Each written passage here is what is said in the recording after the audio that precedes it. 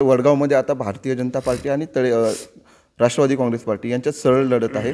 एका ठिकाणी फक्त तुम्ही उमेदवार दिलेला नाही, मात्र आता ही सरळ लढत होत असताना काही ठिकाणी तुमच्याच पक्षाचे म्हणजे राष्ट्रवादी काँग्रेस पार्टी पक्षाचेच बंडखोर उमेदवार तुमच्या उमेदवारापुढे अडचण निर्माण करत आहेत, त्याबद्दल तुमची भूमिका काय? मी त्यांना स्पष्टपणे सांगितलेलं आहे। मी म्हणजे प्रभाग क्रमांक 5 विशेष करून तुम्हाला सांगतो, अतुल ढोरेंची वाईफ आणि आमचे पंढरीनाथ भाऊची मिसेस रुपालीताई अतुल ढोरे आणि वैशालीताई पंढरीनाथ ढोरे हे दोन उमेदवार माझ्याच पक्षाचे आहेत। पण मी स्पष्टपणे सांगितलं होतं, ज्याला राष्ट्रवादी काँग्रेस पक्षाची घड्याळ चिन्हाची उमेदवारी मिळेल त्यांनी उभं राहायचं, इतरांनी माघारी घ्यायची।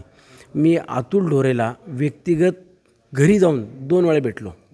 मी तो स्वतः नाही पण त्याच्या भावांना भेटलो, कुटुंबातल्या लोकांना भेटलो आणि त्यांना विनंती केली, वडगाव शहरामध्ये आपण आज 125-150 कोटी रुपयाची कामं करून आपल्यातच गटबाजी करून हे काही चांगलं चित्र दिसणारं नाही आहे।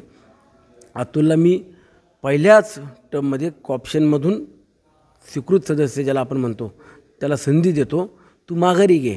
पण हेकेखोरपणा, हट्टीपणा हा काही लोकांनी त्याला भडकवून ज्या पद्धतीने आता करतायत, मी स्वतःही त्या ठिकाणी जाणार, वार्डात घराघरात जाणार, विनंती करणार। शेवटी मला माझा पक्ष महत्त्वाचा आहे। ज्यांना घड्याळ चिन्ह दिलं त्यांच्या मागे ठाम उभं राहणं ही माझी जबाबदारी आहे। आणि जर अशा पद्धतीने कोणी करत असेल, अपक्ष निवडून येऊन उद्या त्यांच्या वार्डातली कामं कोण करणार? आणि वडगाव शहरात मी आज तुम्हाला सांगतो, नगराध्यक्ष माझ्या अबोलीताई खूप चांगल्या मताधिक्याने विजय होती आहे। इतर नगरसेवकांपैकी सुद्धा 17पैकी आज आमचे 12 तर आम्हाला क्लीन दिसत आहेत, स्पष्ट दिसत आहेत। पण इतर सुद्धा ठिकाणी मी सांगितलं की तुम्ही भाजपचे नगरसेवक निवडून द्याल, पण तुमची कामं कोण करणार? कुणाची करण्याची धमक नाही आहे।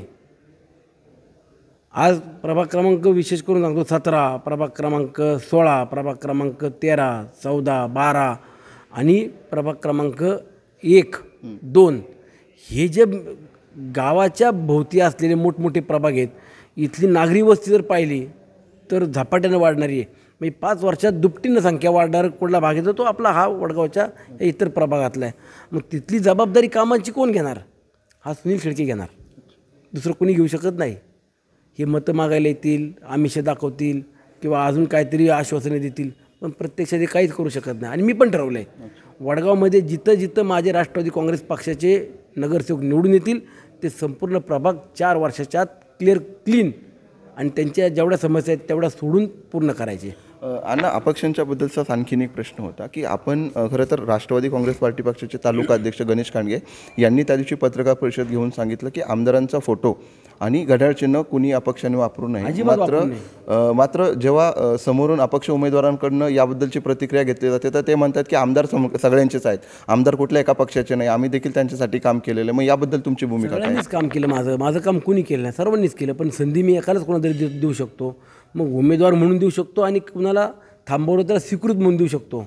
पण जर आमचा शब्दच ऐकायचा नसेल किंवा पक्षांनी विनंती, पक्षातल्या सगळ्या नेत्यांनी विनंती करून ऐकायचं नसेल तर तुम्ही पक्षाला काय बांधिलात? सुनील शेळकेला तुमची बांधिलकी काय राहिली? की तुम्हाला जर हातापाया पडून विनवण्या करून जर तुम्ही त्या पद्धतीने वागत असाल तर ते कोणालाच मान्य नाही आहे। म्हणून मी स्पष्टपणे आपल्या माध्यमातून पण सांगतो, ज्यांनी बंडखोरी केली त्यांना अजिबात कुणी साथ देऊ नका। त्यांच्या वॉर्डमधली कामंही होऊ शकत नाहीत आणि त्यांना निवडून देऊन काही फायदा होणार नाही। त्यामुळे आपण आपल्या पद्धतीने वडगावमधले जे घड्याळ चिन्हावरचे आहेत त्यांना तुम्ही मतदान केलं पाहिजे।